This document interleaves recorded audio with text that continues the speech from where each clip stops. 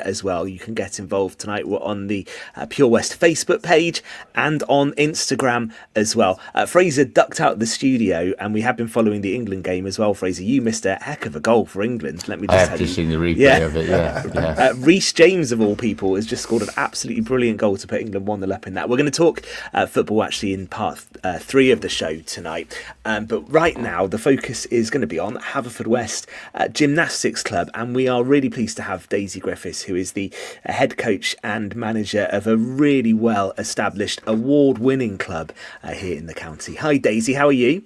Hello, I'm really good, thank you.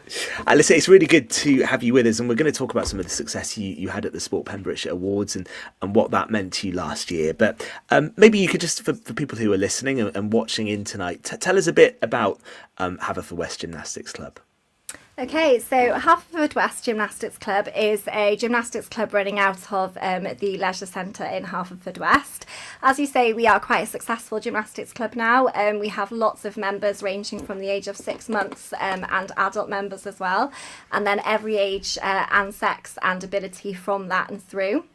And we're just a really encouraging, nurturing gymnastics club, and we provide sessions that allow all levels. And yeah, just a really loving, family-friendly club. And for people listening, we were talking off air just now about kind of the age range as well of your gymnasts, and it's incredible that how young they can start, Daisy. Yeah, so we actually provide classes from 6 months and up, which does seem quite crazy. Obviously, at 6 months, we're not teaching them to flip and round off and do all of that stuff, but we are we are encouraging them to be able to use movement and their development across everything. So we start with songs and rhymes and actions and things like that. We were just encouraging the parents and the children to move and just bond in a different way. And then they have free time where we have lots of different things set out. We do different set outs each week to encourage balance and gross motor, fine motor movement, and just basically getting used to different surfaces. But we also have the bars and the beam and all of that available. So some babies are going around the bars and walking across, high beams. It just depends on how confident the parents are. And of course, myself and Adina are there as well to encourage that and to support parents through allowing their children to try out some more complicated gross motor skills. Yeah, I'm going to Fraser in just a second, and Tom as well. So just final one for me at this point. As the kids grow up as well, how good is gymnastics for teaching them some of those skills? So things like confidence and balance and focus and that type of thing. Gymnastics must play a really important part in their development. Absolutely. So if you look in the history of lots of sports people, they've started off with a gymnastics background. Gymnastics offers more than just, flipping and rolling and hanging off things. It teaches coordination, as you say, balance, confidence in falling, in jumping, in landing, in being able to move your body in a safe way. Strength obviously is a massive part of it. You have to be strong to hold your body weight or to be able to safely do these skills. And of course, gymnastics supports individuals in being able to learn what their limits are, which is also a really important life lesson. And we do all of that in a really fun, encouraging way. And it's really important to us that everybody has opportunity.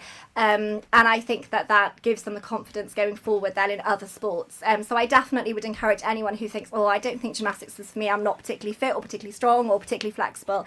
You don't have to be. You just have to love moving. And that's what we love as a club. Fraser. Yeah, Daisy, obviously, we previously had Heather on the show, your sister, who's obviously dedicated to running from a young age, and yours obviously gymnastics. What took you down that path to get into it, and then how did you go from being a gymnast to transitioning into a coach? Is it because of the pure love and wanting to stay in the sport? Absolutely, yeah. So as I said earlier, I think I started gymnastics when I was about 6, and yeah, I think I just instantly loved the sport. I just loved the freedom it gave me. I've actually got severe dyslexia, ADHD, dyspraxia, so I always found things a little bit difficult. But gymnastics absolutely gave me confidence in knowing that you don't have to necessarily be naturally coordinated to be able to learn these skills. And then going forward, I just loved supporting other children to gain that confidence and do that. And I genuinely love gymnastics. Yeah. I could just do gymnastics and teach gymnastics all day long. I still do little bits of it. And I just love passing that knowledge on, and it's a natural progression, and it is for a lot of gymnasts that when they reach the kind of end, but even when they're still doing gymnastics, actually a lot of our gymnasts are now young leaders, and when they reach about 12, 13, they start sort of doing little bits, and then they can do a young leaders course, and from that they're just sort of helping the coaches and supporting groups, and it's just brilliant for their confidence, and then going into jobs they've already got used to kind of doing those things. And for me, it just never went away. I just then kept doing qualifications, and here I am today. And I know you've got a good coaching team around you as well, and I've seen some of your sessions, they are excellent. But as coaches, how do you adapt your approach to different chunks? Obviously, you've got the children who are there, like you say, maybe for social reasons or to enjoy themselves or improve self-esteem and so on. But you've also obviously got the more serious gymnasts who are maybe more advanced, who are travelling to Llanelli and Carmarthen regularly every weekend, who, of course, have to perform, I suppose, need to be at a certain level to keep that up. How do you adapt to that as coaches? So obviously we design our sessions to suit that.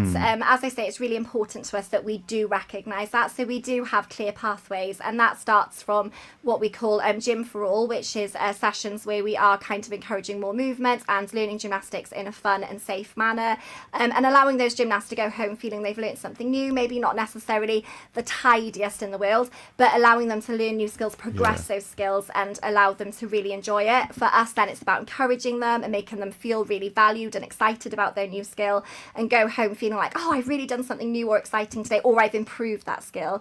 Then when you get to the higher level gymnastics, you might notice that a gymnast actually learns things really quickly or are naturally very tight in the skills that they do. So the legs are together, their legs are straight, their toes pointed. And so then we have a different pathway for them. And we also now have leveled that a little bit more. So you might have gymnasts that are really keen in competing, but maybe not on a high level stage or don't want to commit to the hours that. So we have now got more competitions, and actually that was our 2025 goal, to make sure that we had more competition opportunity outside of in-house, which has been really exciting, and we've had lots of success with that this year.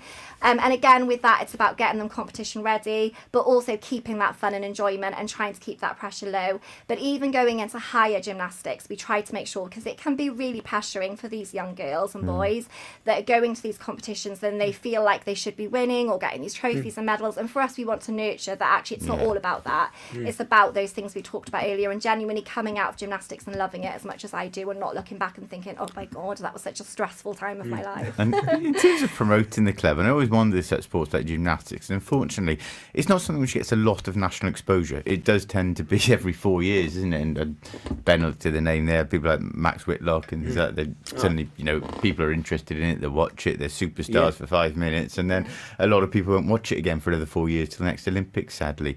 Do you feel that gymnastics could have better exposure in terms of national coverage, or with social media now and you're able to promote the club in so many other ways, does it not really impact numbers, do you think? Well, we have an extortionate waiting list. I'm sure lots of people are listening thinking, my child's been on the waiting list for a year, which they have been. It genuinely is true. So for us, I don't think it is impacting it. Right. I think there's a lot of positive coverage on gymnastics more so now, which is really good. I think at one time gymnastics was seen as quite a harsh sport. There was lots of negativity about it, and thankfully there is a lot more positivity in gymnastics now. And obviously as a club, we are extremely passionate about that, making sure that gymnasts are happy and healthy and looked after. But yes, in terms of watching it at the Olympic time, I think that's probably true of a lot of sports outside football and rugby and things like that. But gymnastics is definitely getting better, and we've had quite a lot on Dancing on Ice now, Strictly Come Dancing. I think things like that do help a lot. But like British Championships have just been on, and that has actually now been, I think you can watch that on BBC iPlayer, which is really exciting. So I think it is shown a lot more, and as we were talking earlier, the boys team particularly this year did absolutely amazing. So I think that's helped with our boys participation, which is so exciting because it is a sport for all genders. But yes, I think probably sometimes there could be more coverage, but we haven't noticed it in our club. We definitely have a really, and we also have members that are really dedicated and stay for a really long time across all disciplines and ages and levels, which is amazing. I think it's amazing. And when we talked after the Sport Pembrokeshire Awards, I recalled my memory of in school. That was my only exposure to gymnastics, and it was one that we were always wary of, because you're about to run full speed at a buck and you're going to flip upside down. And going upside down isn't something that you do very often unless you're roly-poly and cartwheeling. But that sense of achievement that you can get from I did that, and whether it's supported first and then it's like, right, you're going to front flip from that springboard onto the stage, and there's like, I did that, and that sense of achievement and that control over your body, it sets you up for all sorts of different sports as well. Absolutely, yeah. Yeah. Absolutely, yeah. It's a brilliant feeling. There's no better feeling than feeling like you've done something, like I said earlier, just learning something new. I think it's such a magical feeling, and those smiley faces that you see, whether it's somebody's just achieved, like you say, as simple as a forward roll by themselves without using their hands for the first time, they stand and go, oh my gosh, I did it! Or for the older girls doing their, full twists for the first time and landing it without wobbling or whatever, or even just achieving it. For me as a coach, it's the same feeling. It's just that person feeling like they've done something they've never done before, and there isn't a better feeling for a coach, I don't think, seeing that magical look in their eye where they're just so unbelievably proud of themselves, and it's just lovely. I was also just going to pick up a bit on what you were saying about the mental side as well, Daisy, because one of the things I've watched is the Simone Biles documentary, and she's someone who very publicly lost her belief, didn't she, and lost her confidence, and really suffered from that side, and spoke about it, I thought. So Yeah. how do you manage that side, Daisy, with gymnasts who need to trust that they can do that process? There must have been instances where they've had success, but they doubt they can do it again. That must be challenging as well. Absolutely, that's actually something extremely common, especially in our even in the gym for all sector, the more recreational and sort of ones that only do an hour a week. Sometimes they can lose confidence or feel a bit scared of doing something new, but especially in the higher level, yes, mentality is a huge, massive part of it. And obviously, we're asking these gymnasts, these boys and girls, to go up in the air, flip, and land back on their feet, and it is a terrifying thing to do. So the way that we do that is obviously we have hand-on support where coaches physically support them through that skill, but we also then have lots and lots of progression things. So we don't just say, right, I'm going to throw you up in the air now, I'm going to see how you get on, and we'll put lots of mats there and hope for the best. We literally do build that skill from scratch. So learning a forward roll then progresses to a raised forward roll, progresses to a forward roll without using your hands and jumping a little bit into it, into a tuck front, into a double tuck front. So, but even in high level, you're still breaking down that skill, and then you'd say, right, you're ready now for hands-on support, right, you're ready for just a mat, you're ready now to do it on the floor kind of thing. But for some gymnasts, you have to do that a lot more. For some, you can take it away sooner. And as you say, for some gymnasts, they learn something, they do it 100 times, they do it at competition, they come in one day and they look at it and they go, oh my gosh, I can't do it. And it is just about taking time with that gymnast, really supporting and nurturing them through that, and encouraging them to know that no matter what happens, it's going to be okay. We can break this down all over again and start from one, or we can take the skill away and start something else and come back to it. It's about learning that gymnast as well, because it could be that some gymnasts need to be pushed through with a bit of tough love, some need to be nurtured, like majorly brought back. You learn your gymnasts as well, especially the ones that are training 12 plus hours a week. You know them and you know which approach they need, but you have to be able to trust them and they have to be able to trust you, and that's the most important thing. Go on, Fraser. I was just going to say, I'm interested as well in gymnastics, and I liken it to swimming in a way. Is it, for kids and maybe kids who are slightly higher level, who are maybe in county squads and whatever, it can be intense. It does need a lot of commitment and travelling, that.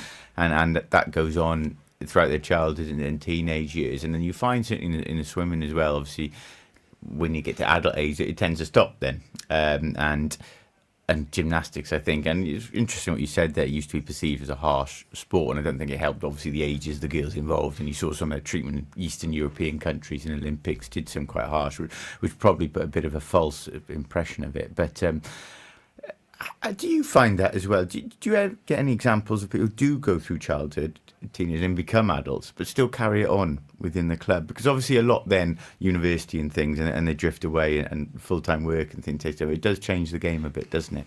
Yeah, so do you mean coaching and participating? More participating. I understand people go in as coaches, but I do wonder if people continue to participate as adults. So at Haverfordwest Gymnastics Club, our oldest members now are 16. Right. So sort of coming into that between 14 and 16, when they start doing their Yeah. GCSEs and harder exams, is when they do tend to, as you say, drift off and stop. Yeah. However, there's no sign of those two, I don't think, stopping for a long time, Right. which is lovely. And we do have a lot of 14 and 15-year-olds now. Yeah. We've got a lot more teenagers than we did if I'd been here 4 years ago. But yeah, I think we also have adult classes as well, which aren't running at the moment, but they will be hopefully running Right. again soon. But yes, a lot of adults have come back, Right. and some of them come back and they can still do round off flick tap backs like they never went away, Yeah. and then others are starting from scratch again. I think, like you say, a lot of the time, I know in lots of other clubs there are still adult participants. Right. I think for us it's a little bit different because we did have like a little break where we didn't really have an artistic coach. We had a changeover with our Yeah. tumbling coaches as well. So I think potentially that has had Okay. a contribution to the ages of our gymnasts. But yeah, I would say averagely most finish around exam time unless they're more elite. And again, we haven't really had an elite sector for a very, very long time, if at all. But we are obviously now approaching more of that again, hopefully. In the next 5 to 10 years, we'll be able to call ourselves an elite club. And then I would say we'll have more adult participants, or at least sort of 18 to 20-year-olds. It's certainly a goal for us anyway. And we just want to keep people participating as long as they want Yeah. to. You know, we have no age limit. And yeah, we just want to keep people forever.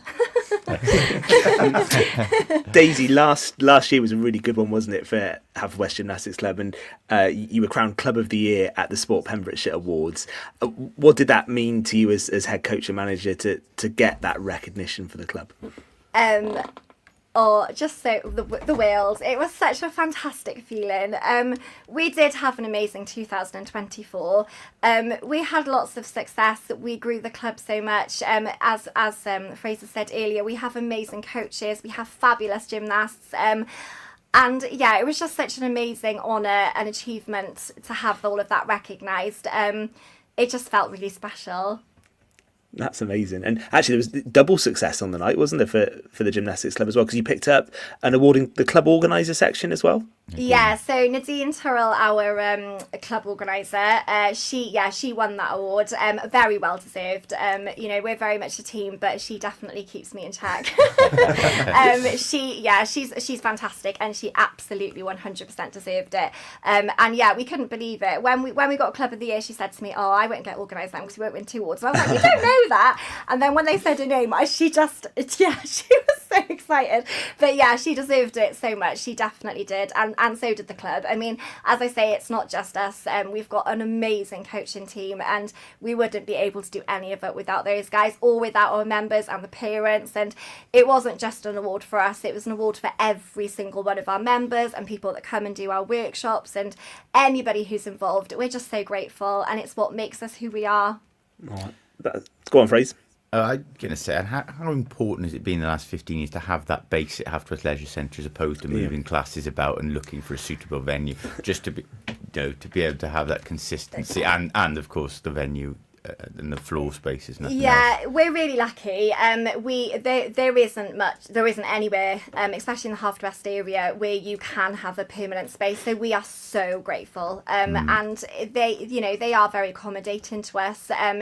It's great to have that space and to be able to leave our equipment out. I mean, we are in a bit of an extreme circumstance at the moment where there are leaks in the roof, but the Leisure Centre have done everything they can to keep to be able to keep the sessions running and working with us. So it's a little bit strange at the moment, but before that and when it's all sorted, it is really great to have that support from them and to know that we don't have to stress about moving our equipment or worrying about finding a space or could we be thrown out. So yeah, it is. We're really grateful to the Leisure Centre. Yeah, it's good to hear. So, Daisy, if there's anyone listening or watching who would like to find out more, it does sound like you are pretty subscribed at the moment, pretty full up. But can people get involved if they want to find out any more? Absolutely. So our 6 month to school age, full-time school sessions have got availability. They run on Tuesdays 10 till 11 a.m. So if people are interested in those, they can message us and we can help them. So the easiest way probably is Instagram or Facebook, or email at hwestgymclub@gmail.com. But if people are interested in gymnastics, I would definitely encourage them to get in touch. There is a long waiting list, I won't sugarcoat it, but we are doing everything we can to help find other ways to be able to offer more gymnastics classes and extend our session times and things like that, just to help get more people in. So definitely get in touch. Again, the same way, and we really do want to encourage as many people to get involved as possible in any age. And for anyone who is waiting, we are doing our best to get people in. So I know that is a frustration of a lot of people, but we are doing everything we can to get as many people in, because we want everybody to have a go at gymnastics. We really do. And we do lots of holiday classes, which we are very passionate about making open to everybody. So you don't have to be in a class already to do any of our holiday classes. And we will bring our pay-as-you-go classes back as well, which again are open to anybody. And we do them on Friday afternoons, and hopefully we'll do them on Saturdays or Sundays again, hopefully next month. So keep an eye out for those. Follow us on social media, and then we always advertise whatever's available. Great stuff. Well, listen, it's brilliant to talk to you tonight on the show, and your passion for what you do is absolutely evident and crystal clear. So keep up the great work. Hopefully 2025 is another brilliant year for Haverfordwest Gymnastics Club. It's great to have you on the show, Daisy. Thank you for your time tonight. All right. Thank you. We will be back for the final part of tonight's Pure West Sport in just a few moments. Pure West Sport Show, sponsored